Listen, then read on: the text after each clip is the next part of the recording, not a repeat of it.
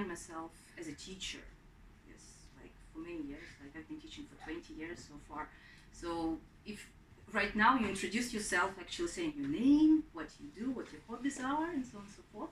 So, and I have always said that I'm a teacher, and every time when somebody came to me and said, why don't you translate me this piece of writing, or why don't you interpret that guy? I have always said, no, never, because I'm not an interpreter, because I don't have any formal higher education. I would say, I don't have enough practice, and I guess 2 months ago, I was offered to interpret for an audience of about 2,000 people, and they decided to say yes, and it was simultaneous interpretation. 2,000? In Moscow, it was 1,700 people. It was Joe Dispenza. Never translating, you jumped into simultaneous. Exactly. And it actually changed my perception of who you actually are so much that I'm here to share. I want to tell everybody about that it's possible. And it was Joe Dispenza. I don't know if you know about this speaker, very quite famous scientist and psychologist and doctor. Anyway, I was terrified, of course. When I was offered this, I thought, oh my gosh, never. I had always said no before that. And I was invited to Kiev to interpret him, and I told actually the organizers the truth. I told them that I don't have experience at all. Well, I actually have some experience of consecutive interpreting, but it's not my job. It's like my hobby, which I do from time to time. And simultaneous one, it's when you translate simultaneously with the speaker, and it's pretty challenging, and you need to change every 15-20 minutes with another interpreter because it's physically impossible to do it like for more than 30 minutes.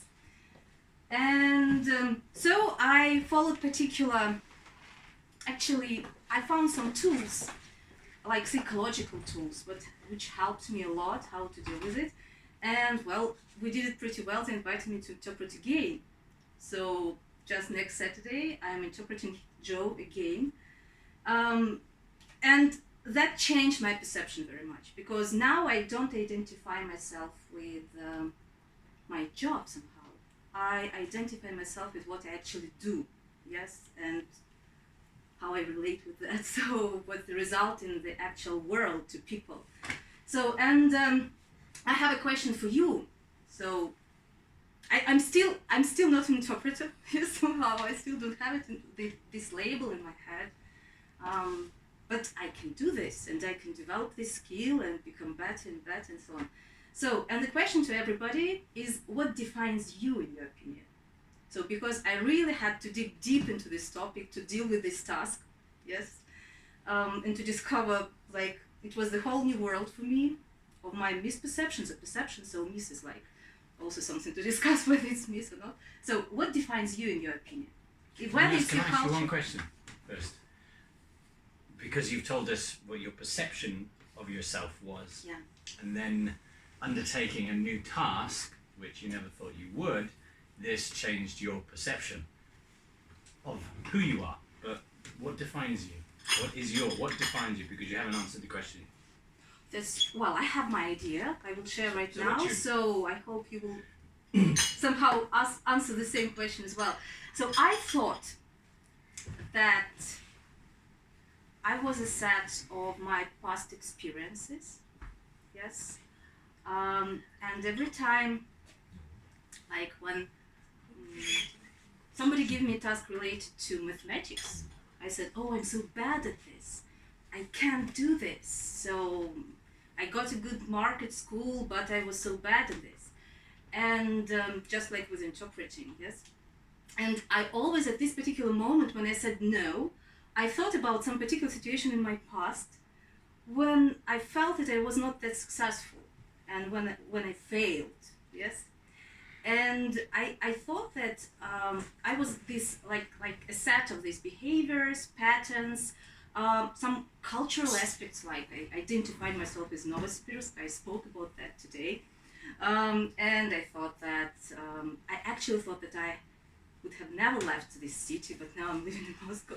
Yes, so, and I thought that I identified myself as my hobbies, like I like Zumba very much and dancing. So it was like as if there is me in the middle, and all these spheres of life that I have these connections with, my friends and so on.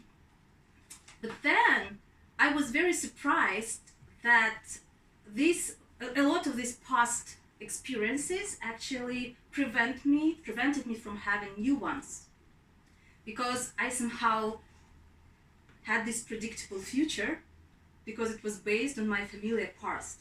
Yes, it was based on my familiar past, what I was. That I have always felt very insecure. I was always afraid to speak in public, even though I'm a teacher. I felt, well, it's not natural, I'm actually an introvert, and so on and so forth. But what really helped me to change this is when I stopped focusing on myself and on my ego, and I began to think of people. And when I was preparing for this, for this incredible experience of me sitting with this